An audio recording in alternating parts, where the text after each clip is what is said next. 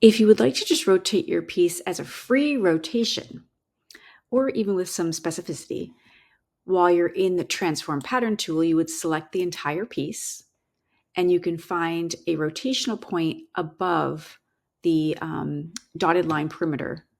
You can obviously drag your pieces as we've done in the past by holding and dragging at the corners or at these side points.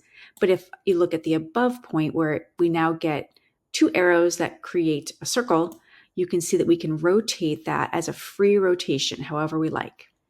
Now, as you can imagine, if you are doing this free rotation and then you now right click at the same time, you can rotate by a particular angle. So if I wanted a 30-degree rotation, it would give me that relative to the initial starting location.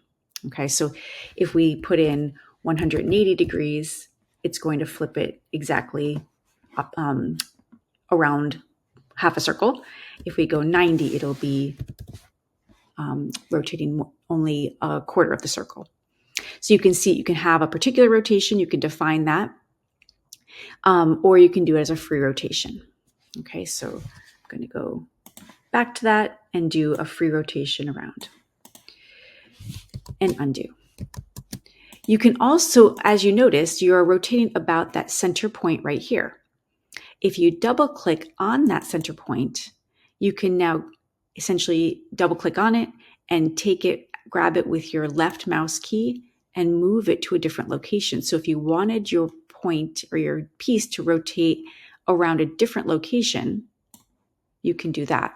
So now with that as my rotational point, my rotation changes slightly, and that might be useful for some application that you can imagine while you are doing your pattern drafting.